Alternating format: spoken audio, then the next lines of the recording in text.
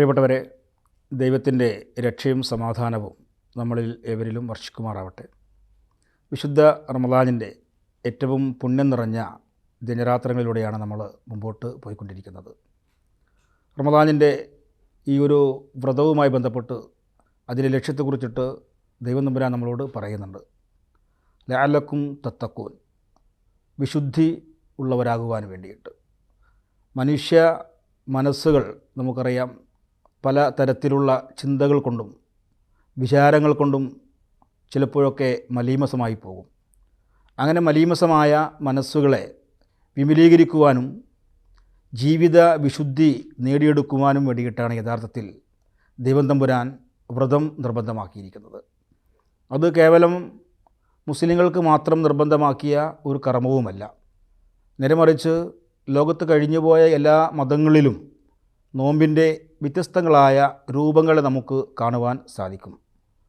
ഇതിൻ്റെ ഒക്കെ ആകത്തുക എന്ന് പറയുന്നത് മനുഷ്യരുടെ മനസ്സുകളെ ശുദ്ധീകരിക്കുക എന്നുള്ളതാണ്.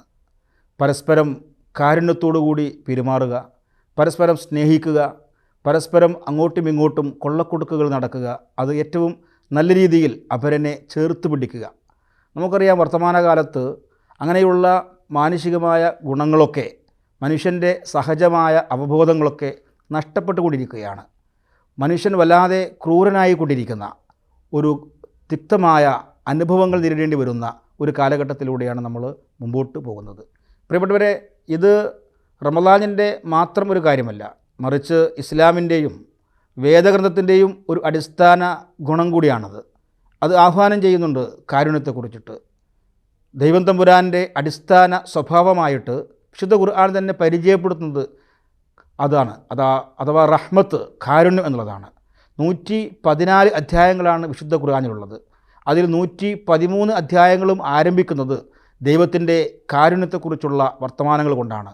അതിൽ തന്നെ ഒന്നാമത്തെ അധ്യായം സൂറത്തുൽ ഫാത്തിഹയുടെ 2ാമത്തെ സൂക്തം അത് തീർത്തും ദൈവത്തിൻ്റെ കരുണയെക്കുറിച്ചിട്ടും കാരുണ്യത്തെക്കുറിച്ചിട്ടുമാണ് പ്രതിപാദിക്കുന്നത്.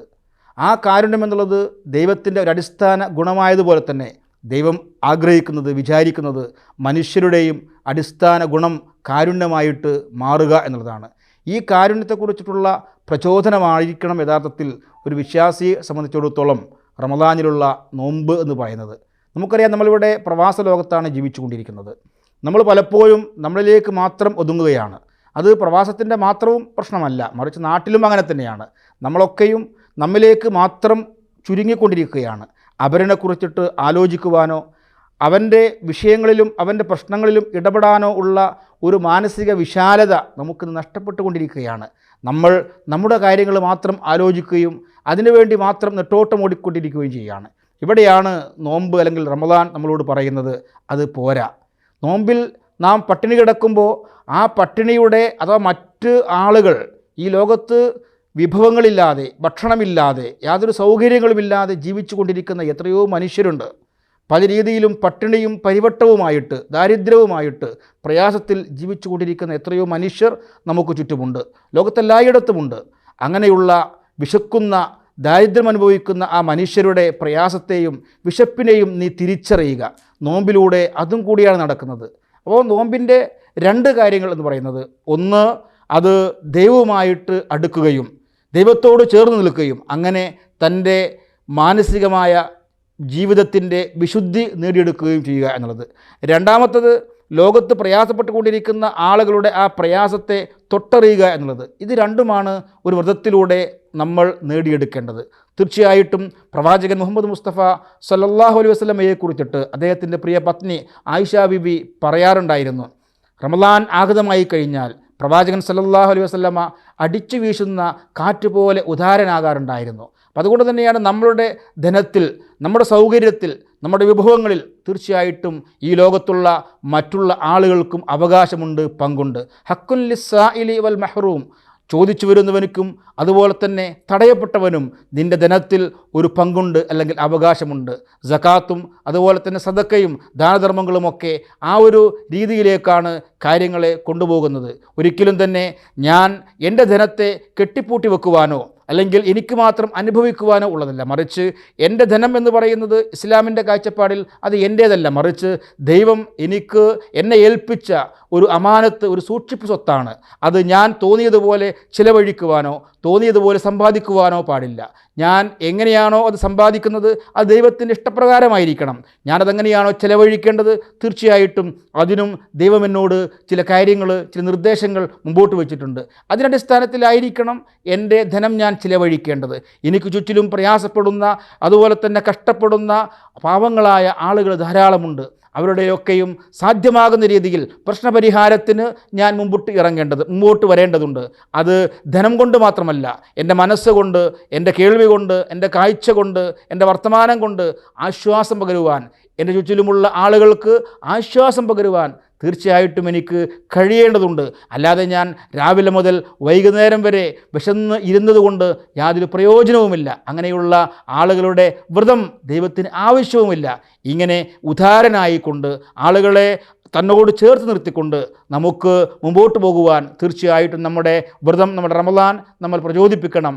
അതിന് ദൈവം തമ്പുരാൻ നമ്മെ എല്ലാവരെയും അനുഗ്രഹിക്കുമാറാവട്ടെ. എല്ലാവർക്കും നന്മകൾ നേരുന്നു. വസ്സലാമു അലൈക്കും വറഹ്മത്തുള്ളാഹി വബറകാതുഹു.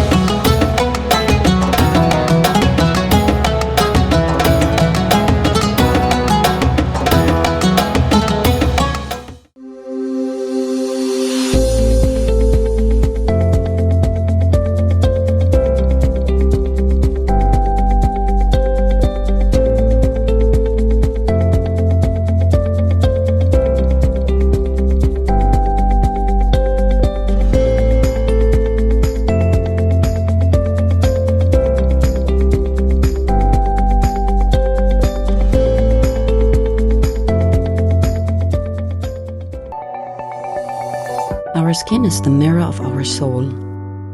Our skin is our largest sensory organ. Our skin needs a healthy microbiome balance. This is regulated by its pH value, which protects the skin from pathogens, cold and ultraviolet rays.